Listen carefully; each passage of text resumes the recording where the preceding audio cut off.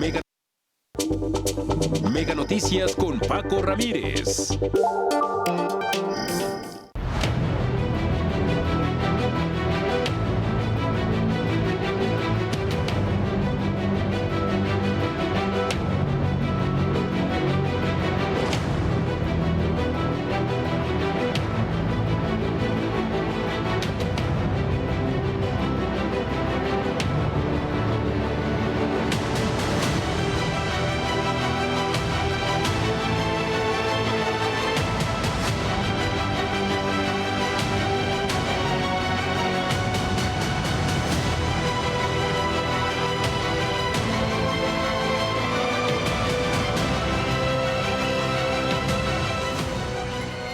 Mire, estamos hartos de escándalos electorales. Es tiempo de corrupción, de impunidad, tiempo de elecciones, de enlodar con o sin razón. Y no importaría si solo se pegan entre ellos, pero terminan llevándonos entre las patas de los caballos con absoluto cinismo.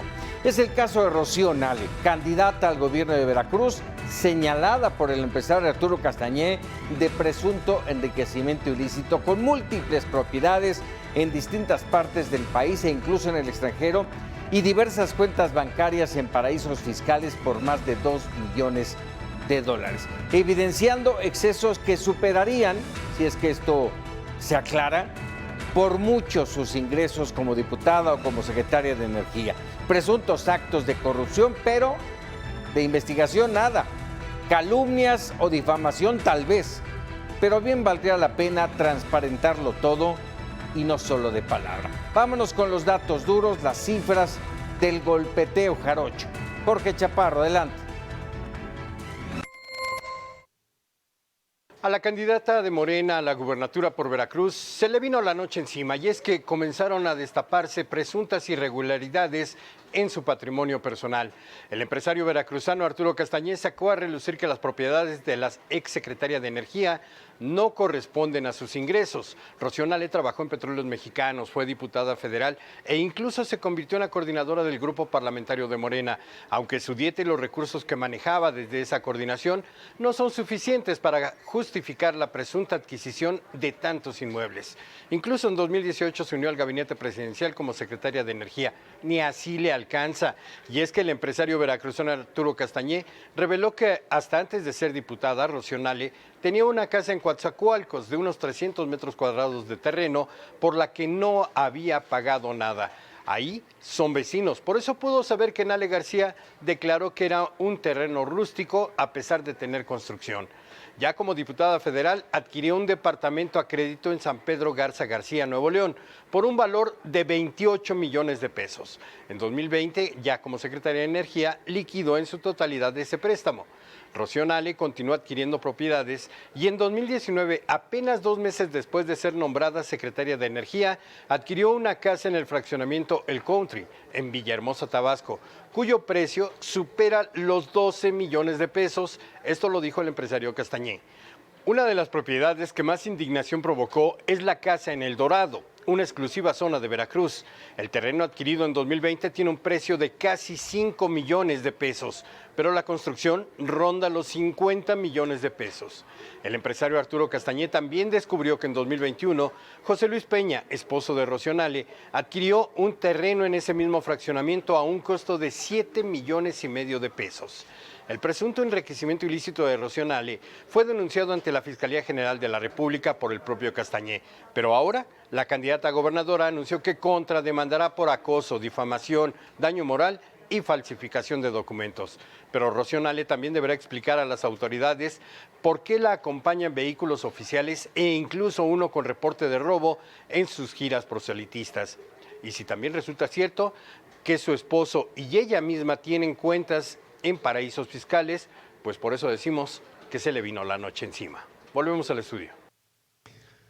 Así es, y ella acusa golpeteo político. Sobre esto de las camionetas, una de ellas robada, o bueno, denunciada como robada, Rocío Nale aclara que esa camioneta es de gente que la apoya en Veracruz, que la acompañaron y después de utilizarla fue cuando se las robaron.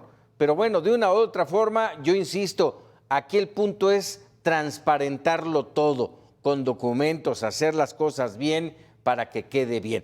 Y bueno, establecemos comunicación con Fernando Belauzarán, analista político, promotor del Frente Cívico Nacional y además editorialista del periódico Excelsior. Saludos, Fernando, como siempre es un gusto platicar contigo.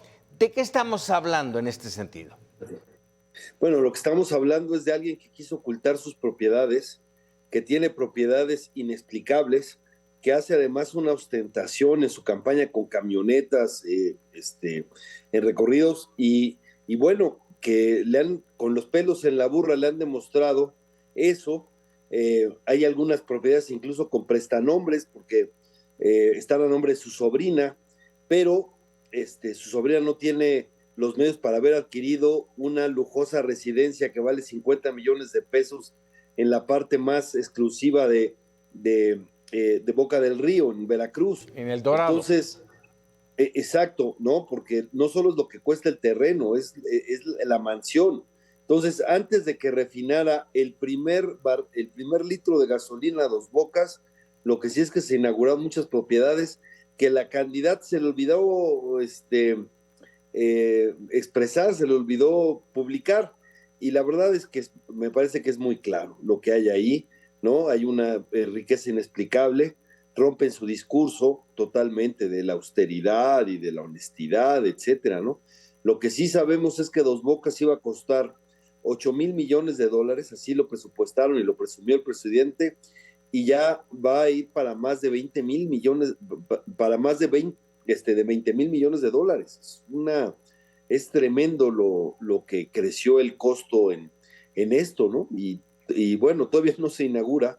Lo hicieron además en un manglar con todos los problemas que eso conlleva, pero con todo y eso, lo que no puede explicar Rocío Nale es pues, sus propiedades que le están saliendo y todas las están demostrando, ¿no? En México e incluso en el extranjero.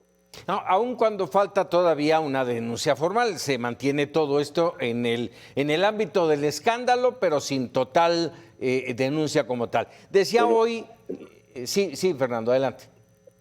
Marilena Pérez Jaén ya presentó denuncias penales, ¿no? Sí, efectivamente. Ahora, entonces ha estado, sí. Publicaba hoy, me llamó mucho la atención, publicaba hoy en Max Kaiser, y lo leo tal cual como lo puso. ¿Sabes cuántos años tendría que haber ahorrado su sueldo íntegro como secretaria de Energía para juntar los 100 millones de pesos que tiene en propiedades? Y sí, se queda uno grabado. Tú mencionabas una propiedad, la de Veracruz, en 50 millones. Uh-huh. Y estamos hablando de propiedades, aparentemente así lo denuncia Castañé, los denuncia en Veracruz, lo denuncia en Tamaulipas, en Tabasco, en la Ciudad de México, incluso un departamento en Nueva York. No se hacen 100 millones de pesos.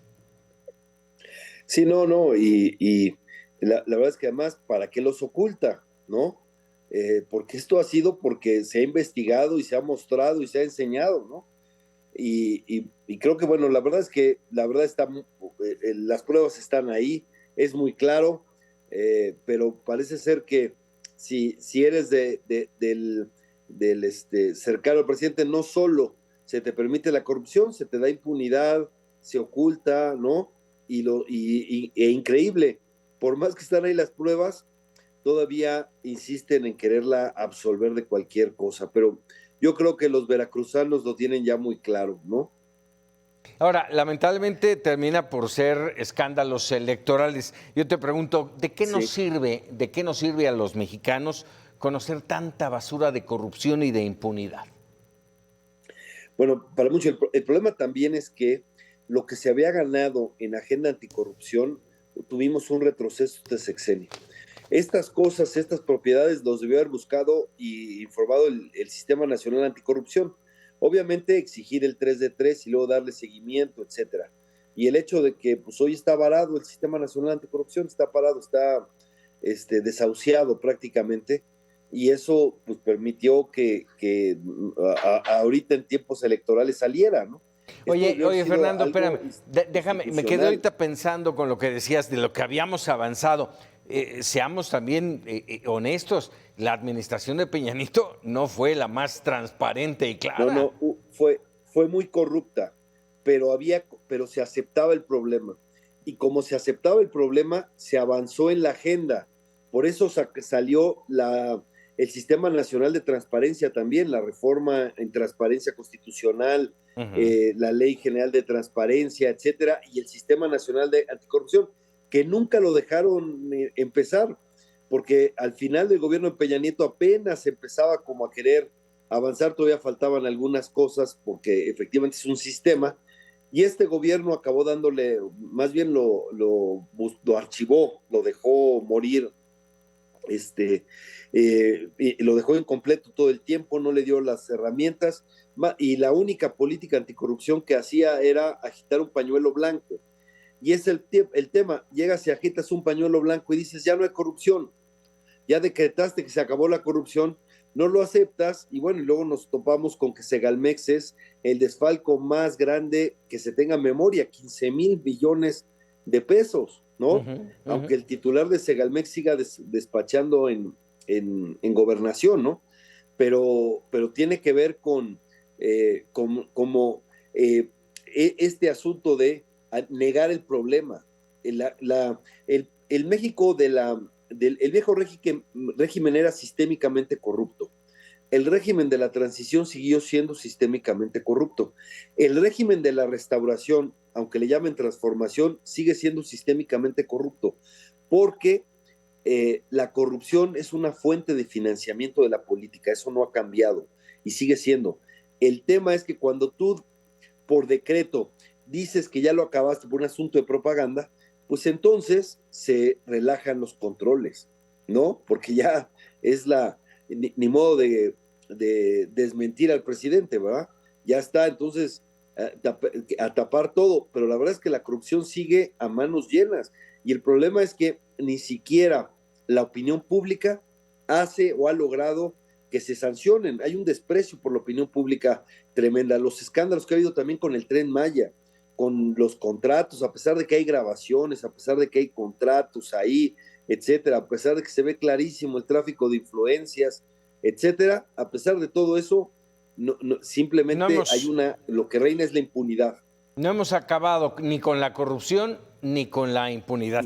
Fernando Belauzarán, te agradezco enorme, como siempre, estos minutos para Mega Noticias. Gracias, Paco. Encantado de estar contigo. Yo creo que entre Rocío Nale y Manuel Bartlett, si se unen, creo que tienen más propiedades que un multifamiliar. Tienen la energía, eso es lo importante. Abrazo. Gracias, Fernando. Hacemos una pausa. Hasta luego.